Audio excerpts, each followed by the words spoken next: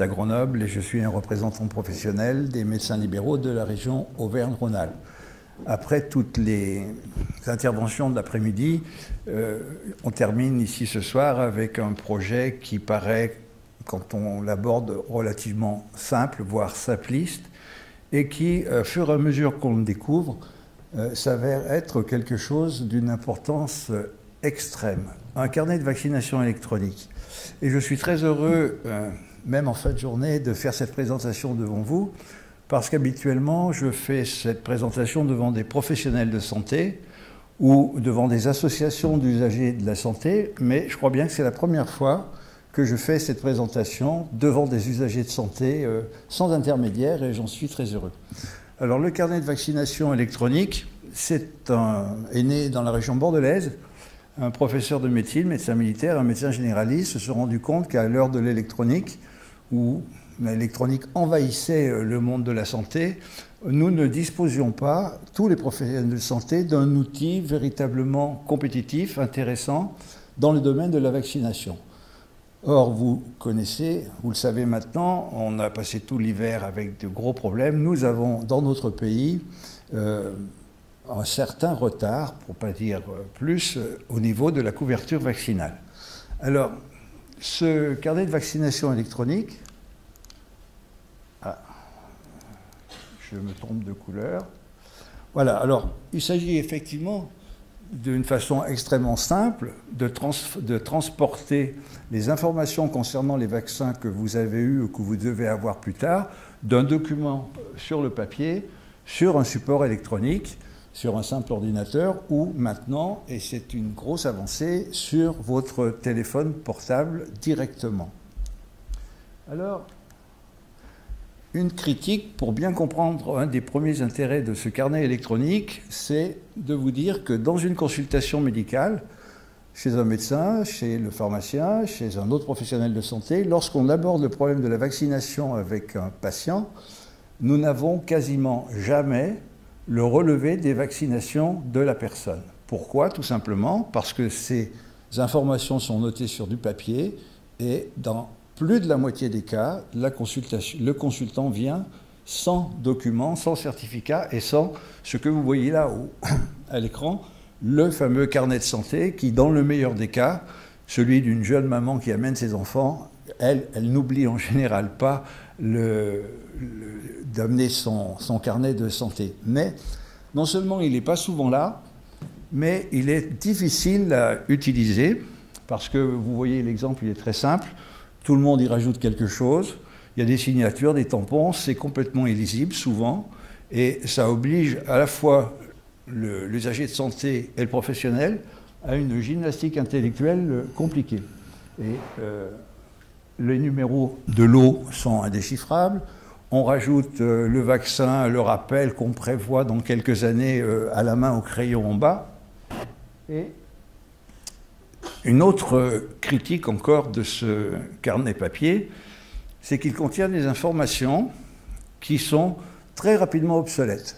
Alors je sais qu'aujourd'hui, le nouveau modèle de carnet de santé vient de sortir, il est tout beau, il est tout neuf, il est tout à jour, il n'y a absolument aucune mauvaise information dedans.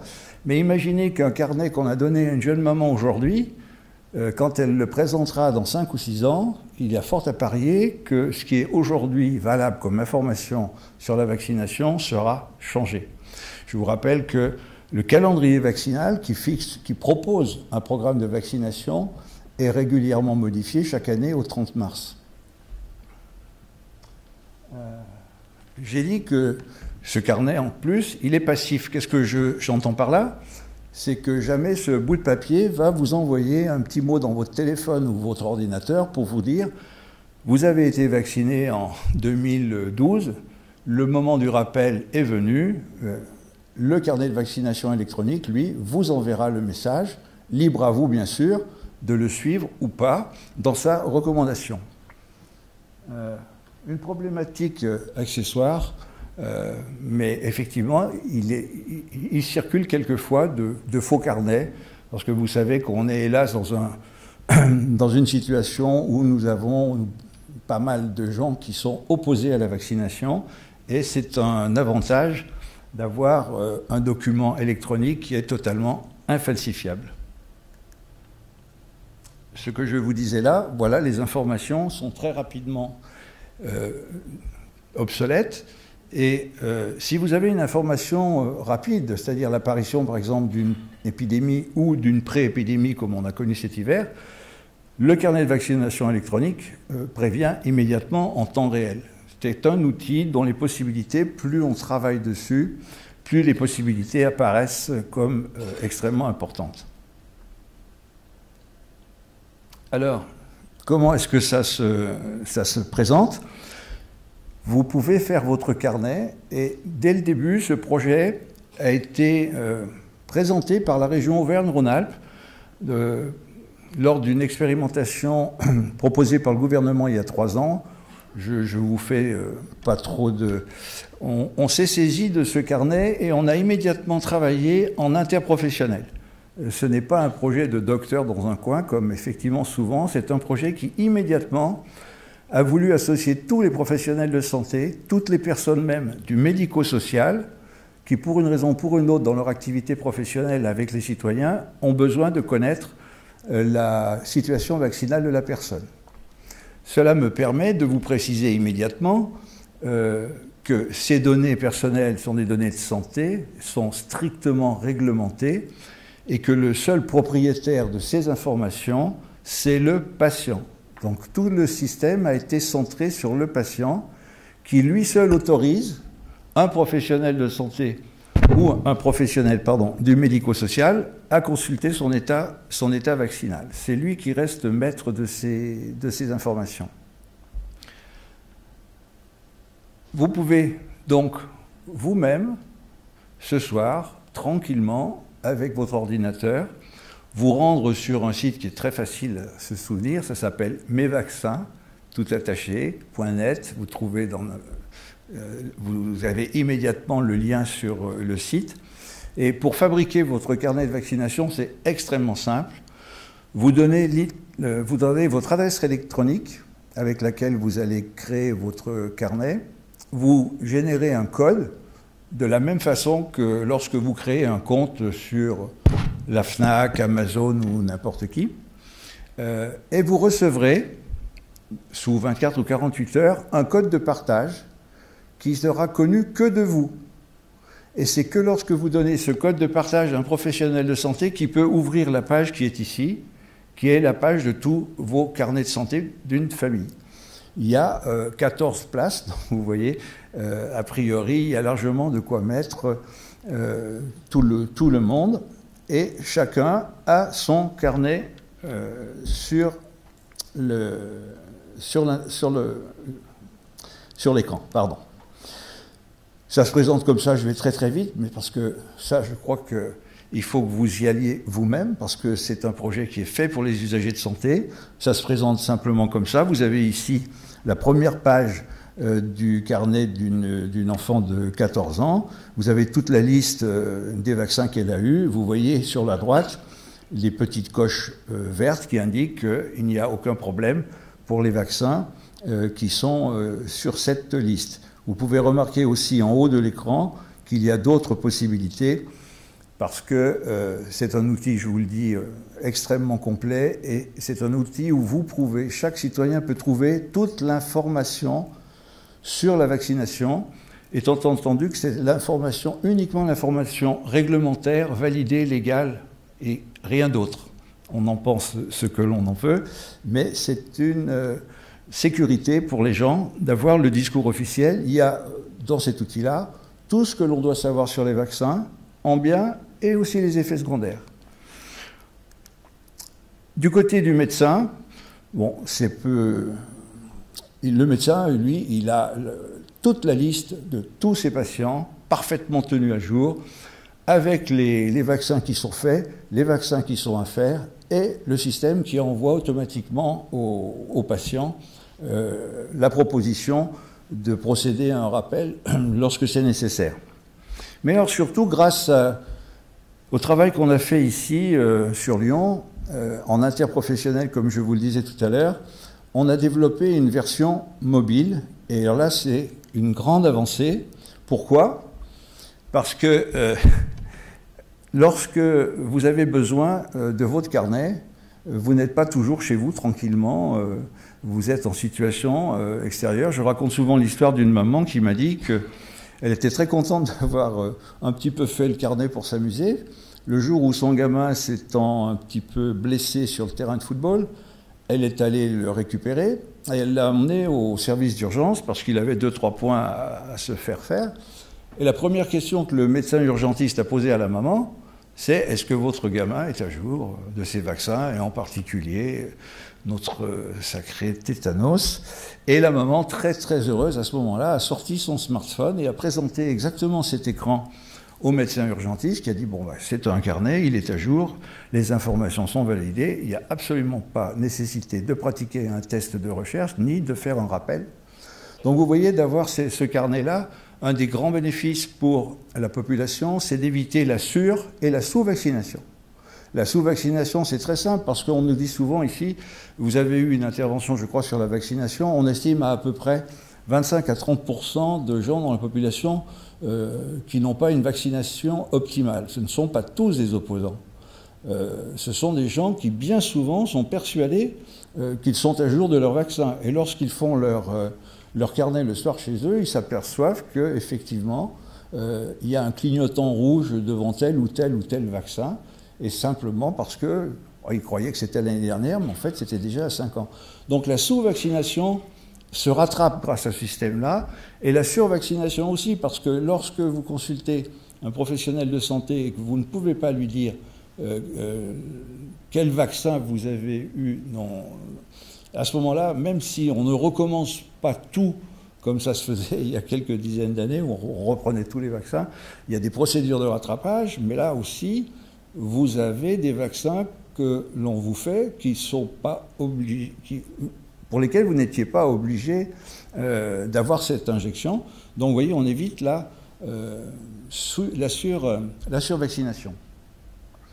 Voilà comment ça se présente. Alors, sur le smartphone également, vous avez une autre page. Vous voyez un exemple qui est ici.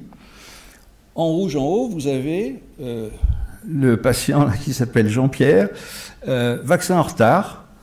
Alors, le système il signale que un vaccin contre le pneumocoque, un vaccin contre le zona, un vaccin contre l'hépatite B est en retard chez cette personne. Donc, l'information, elle arrive instantanément. Par contre, vous avez une information aussi intéressante, mais moins urgente, qui est en vert un peu plus bas, vaccin à faire plus tard. Il rappelle simplement, comme cette personne a 69 ans, eh bien, on lui dit grippe saisonnière, donc au mois de septembre, dès que les vaccins sont là. Et puis son diphtérie, tétanos, polio, le grand classique, qui sera à faire dans quelques années. Alors on voit que finalement un outil assez simple, même comme je le disais, abordable par tous, qui est complètement centré sur l'usager de santé, toujours disponible, on ne le perd pas, on l'a dans la poche, on peut le présenter à n'importe qui, à partir du moment où on a envie de le faire. On est en vacances très loin de chez soi, le carnet il ne part pas dans la valise, on sort le smartphone et on a tous nos vaccins. Voilà. Pour les professionnels de santé, c'est un petit peu plus complexe. Il y a un intérêt aussi dans le fait que tous les usagers, tous les professionnels de santé ont le même outil. Donc, en des temps où on a une problématique vaccinale ici, le discours du pharmacien, le discours du médecin, le discours de la sage-femme, le discours de l'infirmier est le même. Combien de fois dans la clientèle, un patient vous dit « Ah, vous me dites ça, docteur, mais oui, l'autre jour, le pharmacien ne m'a pas dit tout à fait la même chose. » Et cette dilution de l'information est extrêmement nuisible au niveau de la confiance des usagers dans le système de santé. Et aujourd'hui, on peut dire que la confiance existe toujours, Dieu merci, mais qu'elle n'est quand même plus aussi forte qu'avant, qu'il y a une certaine altération. Donc l'uniformisation du discours et l'information la même, et comme je vous le disais tout à l'heure, totalement, je dirais, transparente, de toutes les informations régulières. Pour la santé publique, alors c'est les arguments qu'on développe auprès du ministère actuellement pour que ce système soit généralisé. Les nouvelles actuelles semblent être assez bonnes, puisque la Cour des comptes, même si elle se préoccupe de l'aspect financier, il faut rappeler que lorsque on a 10 à 15 000 rougeoles qu'on n'aurait pas dû avoir, ça coûte extrêmement cher. Je ne parle pas des vaccins, je parle de la maladie. La Cour des comptes a fait au gouvernement 6 propositions pour la vaccination, et elle a mis en numéro 1, c'est la généralisation du carnet de vaccination électronique pour tous les Français. Et Madame la ministre de la Santé, Madame Buzyn, a déclaré à 2 reprises, dont la dernière en février, qu'elle se prononçait pour l'adoption d'un carnet de vaccination électronique. J'ai oublié de vous dire que, tellement je pourrais vous en dire, que ce carnet est bien naturellement totalement gratuit, totalement indépendant de tout système financier, publicitaire, laboratoire, médicaments, vaccins. C'est un outil officiel, donc sur lequel on peut avoir entière confiance. Pour les pouvoirs publics aussi, c'est un outil qui, lorsqu'il sera vraiment développé à grande échelle dans le pays, permettra d'aborder les crises sanitaires avec beaucoup plus de facilité qu'à l'heure actuelle, parce que les informations papier, hélas, ne remontent pas toujours de façon aussi positive que celles qui seraient disponibles dans un système électronique. Pour le médecin, officiellement, il n'y a pas d'avantage, puisque le médecin est là pour vous faire une proposition vaccinale et que normalement, il est en mesure de vous donner le meilleur conseil par rapport à votre situation. Je vais quand même vous expliquer en 1 minute un petit peu comment marche ce système électronique. Ce système électronique, c'est une machine, elle ne fait que ce qu'on lui demande. Quand on l'interroge sur un patient, la machine va d'abord aller voir très simplement l'état civil. Un homme, une femme, quel âge, le début des renseignements nécessaires pour pouvoir proposer un vaccin. Le deuxième étape, le système va aller voir votre histoire vaccinale, c'est-à-dire va aller regarder tout ce que vous avez eu comme vaccin et tout ce que vous n'avez pas eu. C'est déjà le deuxième élément que le système recueille. Ensuite, comme je vous l'ai dit tout à l'heure, le calendrier vaccinal se modifiant chaque année, il va aller voir le calendrier vaccinal s'il y a des changements, qu'est-ce qui s'est passé. Donc il a un 3e renseignement. Ensuite, vous savez qu'il existe la Haute Autorité de Santé qui émet des recommandations par pathologie pour les médecins. Et elle a bien entendu, même si elle est en train de les reformuler actuellement, il y a des recommandations de l'AHAS sur les meilleures recommandations à donner au public au sujet des vaccins. Voici donc le 4e élément. Le système peut regarder éventuellement s'il y a une alerte, si vous êtes dans un endroit où il y a une épidémie ou quoi que ce soit. Et le système va mouliner, comme disent les informaticiens, va mouliner toutes ces informations et va dire, voilà, dans votre situation, nous vous proposons tel ou tel ou tel vaccin. C'est exactement le même travail que le médecin, mais la machine, elle le fera quasiment en temps réel, que si le médecin doit aller chercher les renseignements dans plein d'endroits différents, dans plein de sites différents aujourd'hui, il en a pour une bonne vingtaine de minutes minimum. Donc voilà, c'est quand même un gros avantage, parce que le temps que le médecin gagne à ne pas faire de paperasse ou à ne pas... il le consacre complètement à son patient pour son examen médical. Voilà, je pourrais vous en parler encore très très très longtemps de ce système. Retenez l'adresse mesvaccins.net, faites votre carnet personnel sans aucun problème. Si vous avez une difficulté, vous pouvez solliciter le pharmacien ou le médecin de votre secteur, puisque les professionnels de santé, en attendant la décision des pouvoirs publics, ont pris sur eux la responsabilité de payer, si vous voulez, la licence, parce qu'il faut bien qu'il y ait quelqu'un qui paye les gens qui travaillent là-dessus. Donc ce sont les professionnels de santé qui payent, et là, leur représentation professionnelle a payé la licence pour les 5 années à venir. Donc n'hésitez pas, si votre médecin ou votre pharmacien ne connaît pas, dites-lui d'aller regarder, il passera par la porte médecin ou professionnel de santé et vous aidera éventuellement si vous avez une difficulté à remplir ce carnet. Je vous remercie.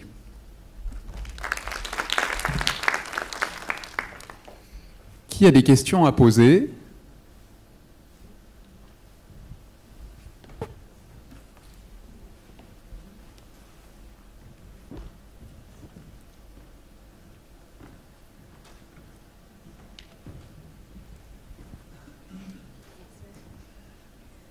Bonjour. Ma question concerne les réactions au vaccin. Il arrive des fois qu'on ait de mauvaises réactions au vaccin. Est-ce que ce sera également dans ce carnet électronique? Alors, si vous voulez, dans le contexte actuel où il y a énormément de discussions au sujet de la vaccination, les porteurs, les responsables de ce projet se tiennent volontairement très loin, très à distance du débat pour ou contre la vaccination. Au sujet des effets secondaires dont vous me parlez, il faut savoir qu'aujourd'hui, lorsqu'un effet secondaire à quelques médicaments, vaccin est un médicament aussi, a lieu, il doit être signalé par le professionnel de santé. Pour cela, il doit aller chercher un nombre conséquent de formulaires, les remplir et les transmettre aux autorités compétentes. On estime à peu près aujourd'hui que moins de 50% de ces signalements sont faits. Le gros avantage du carnet de vaccination, effectivement, c'est que le patient lui-même peut faire une remontée. C'est-à-dire qu'il a été vacciné tel jour à telle heure, il ressent quelques événements indésirables, mineurs ou pas, il peut le signaler et à ce moment-là, on lui donne une suite. Donc le recueil de ces événements-là, qui ne sont absolument pas cachés, le recueil est bien amélioré par le carnet. Si j'ai répondu à votre question. Ici, s'il vous plaît. Oui, vous avez parlé de smartphone. Est-ce que obligatoire d'en avoir un ou un ordinateur portable peut donner ces renseignements? Oui, tout à fait. Il s'agit d'une plateforme sur Internet. Donc au départ, tout le monde travaillait sur l'ordinateur tranquillement depuis son bureau. Et il y a 3 ans, on s'est quand même posé la question des avantages vraiment considérables d'avoir ce système-là sur un système électronique mobile. Donc quand je dis smartphone, c'est à la fois les iPhones ou les systèmes Android, les deux. Vous pouvez aller télécharger les applications qui sont totalement disponibles et gratuites en cherchant Mes vaccins dans les Google Store ou Apple Store. Alors il y a aussi l'application qui est réservée aux professionnels de santé, à laquelle vous ne pourrez pas accéder, mais l'application pour le public est totalement disponible sur votre tablette ou sur votre téléphone. Quelqu'un a-t-il une autre question? Bien, merci. Je vous en prie, merci docteur. Beaucoup. C'était donc la dernière conférence de cette première journée de la santé 2018. Vous pourrez retrouver des comptes rendus